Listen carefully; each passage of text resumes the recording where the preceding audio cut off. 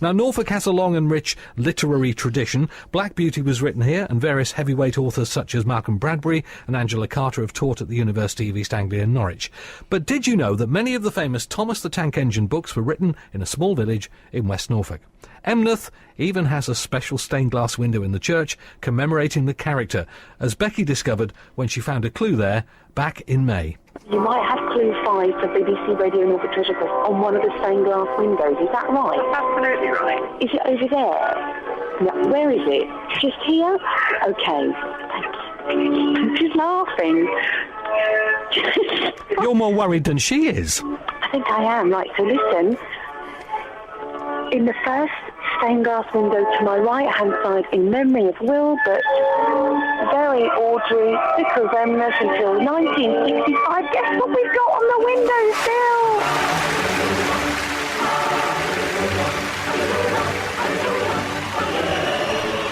Right, now, time is of the essence, Becky. Run back out. Thank you. Right, Questmaster. Yes. Reverend Dawn says they've had a lot of Allelulus this morning. Allelulus? Lovely, what a lovely liquor. They've had a lot of Allelulus. That was Becky finding a clue at the church in Emneth in May. The Reverend W. Awdry, who wrote the Thomas the Tank Engine stories, was the Vicar of Emneth in the 1950s and 60s. And joining us in the studio now, as today's Quest guests, are two people who can tell us a bit more about those times and the Reverend Awdry. Bob Waterfield from Emneth Parish Council and Dobby Carr, who was the church warden when the Reverend Awdry was the vicar there. Now then, Dobby, welcome to the radio. Who came in, she said, I'm far too old to be on the radio. We said, don't be silly. Hello, lovely to see you. Thank you for coming in. Thank you for asking me. Now, you of course knew the Reverend Awdry. Was this when he was writing the actual books? Yes, it was when he was writing the books, and sometimes we used to have to give him a little bit of a hint or a help. And he wrote one with a tune in it, and we had to sort of hum and ha about before he got the tune right. Oh, right, he wrote one with a tune. So you're actually telling me now that you might have helped him with some of the storylines? Well, we didn't help so much with the storyline. He was a member of our church concert party, and when we were rehearsing, sometimes he was writing, and sometimes he asked for a bit of a help. Where did the idea come from for him to start writing about old steam engines? Because it's one thing... Well, I think he was always interested in trains from a youngster, from what I understood.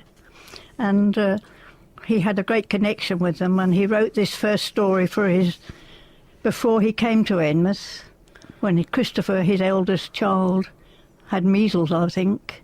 And then when he got to Enmouth, of course, we'd got the old steam tram running down the main road. And then he wrote Toby the Tram, because... You remember the tram, Bob? I do, only too well, yes. And that set him off on that. And then, of course, the train books proliferated. At the time, did you ever think... Because, I mean, my godson has Thomas the Tank Engine models, the books, the little backpack. At the time, did you ever think it would become so possibly worldwide? And I'm sure that he didn't either. It's exciting, isn't it? He just was content to write the stories for children. And some of the original books, I mean, I remember the original books that came out rather than the new ones. And, Bob, have you got some of those? Not any longer.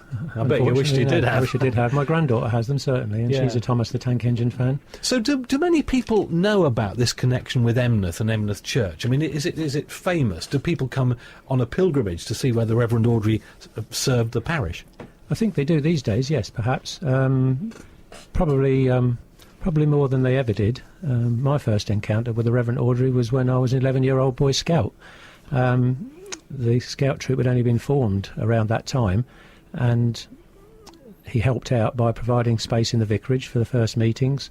We were allowed to have campfires in the vicarage garden, and my real abiding memory is of, as an 11-year-old, being taken up into the attic of the vicarage to see his train set, which he ran for us.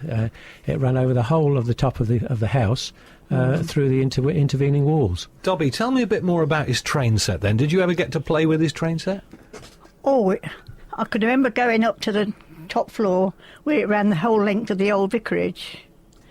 And if you were allowed to pull a lever which altered the train's track, I mean, it was a great honour. to pull a lever. I mean, to say you thought you really accomplished something, even though you were sort of in your 30s, it was. So he let you. Sounds stupid. He let you change the points then. But he let. Yes, if you were very careful. Well, what sort of a man was he? I mean, was he like one of these wonderful eccentric vicars who like railway engines, or what was his character like? Well, to me, this is my personal opinion, and probably not that of anybody else, but he was one of us. He was a member of our concert party. He was no different from any of us. Mocked in with everything we did. And what I do remember about him was his ability to raise one eyebrow and leave the other one down. And now that look spoke volumes. Yeah, I bet it did. If you were out and somewhere something happened, he'd just look over and up would go one eyebrow and not the other, and you'd just know what he was thinking. And was his wife? Did his wife share the same passion about steam engines, or did she? His wife taught, didn't she? She was a school teacher, and we didn't have so much to do with her because, as I say, he remembered our concert party and he went around with us when we were getting money for our church hall, and also, another thing I remember is, no matter what your belief or none, if you were ill, he bothered.